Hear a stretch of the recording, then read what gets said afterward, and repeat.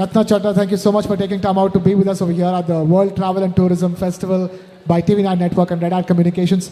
I want to begin by asking about the all-important cruise tourism industry, which went through a lot during the pandemic and has recovered so much and doing so much well.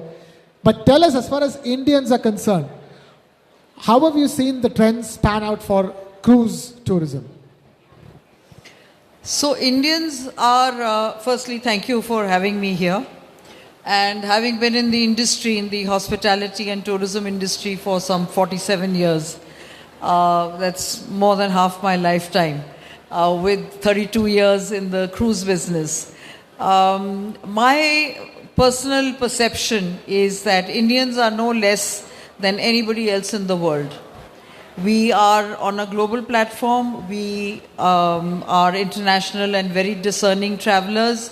We have the disposable and the discernible incomes now, as we are now trajectorying to the third largest economy. Hopefully we'll get there sooner than later. And people want newer experiences, especially post-pandemic, where they wish to travel with their family, friends, and spend quality time. Today, the only perishable, if I may say, is time. And one needs to take cognizance of that. And I think more and more people want to now take breaks, frequent breaks, maybe shorter breaks, instead of doing the two long hauls that happened pre-pandemic.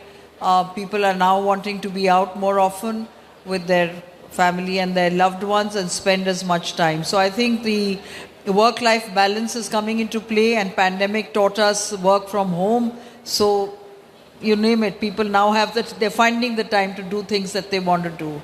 And cruising is coming up in the category.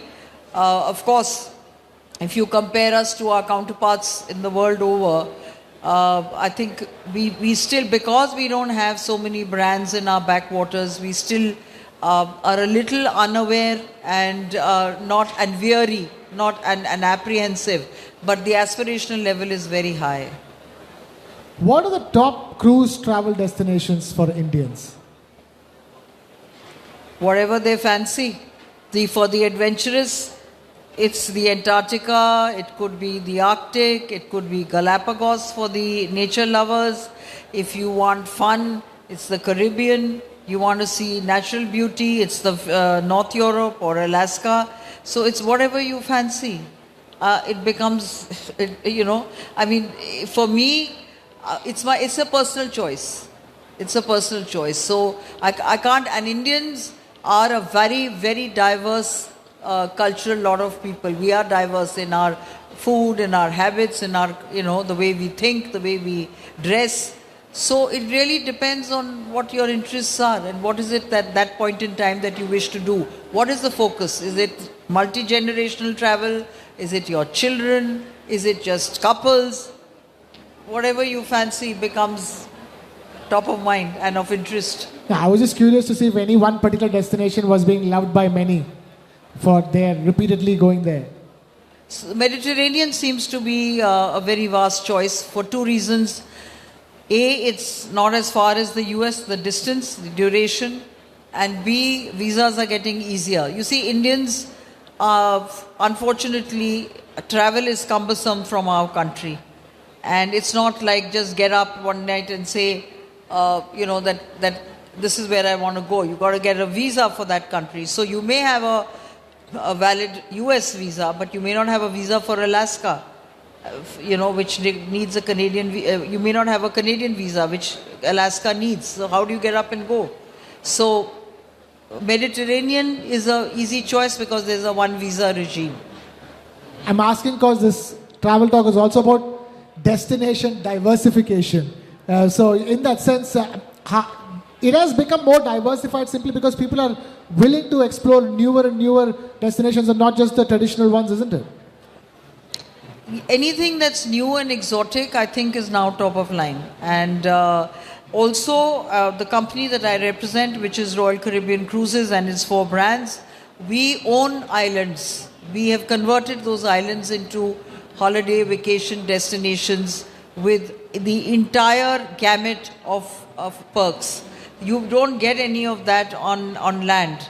So people want to include those itineraries in where the private islands are included. That's number one. Number two, exotic destinations that are difficult to do on your own, where it's difficult for you to travel, they want to do on the cruise because we handhold everyone and do the entire experience.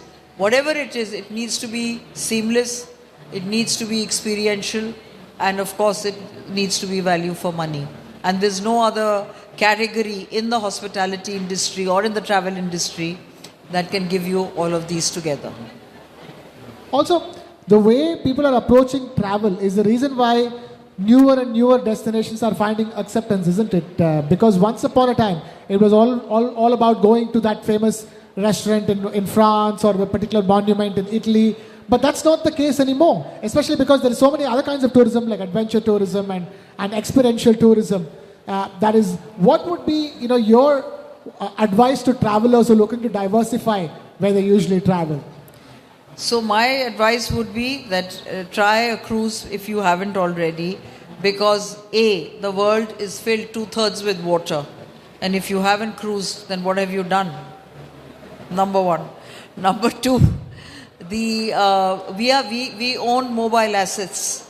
Okay, our ships can ply anywhere. It's in the Mediterranean today. We find that North Europe is picking up. We can move our ships there. Of course, they have to be accessible to that destination.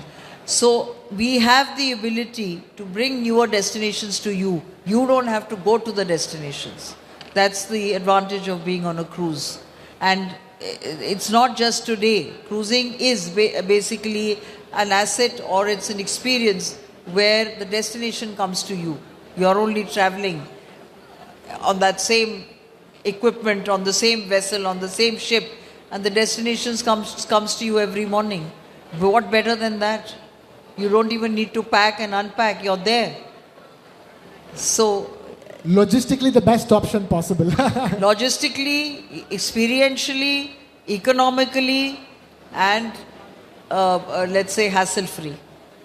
Hassle-free is what everybody wants, and cruise offers you that.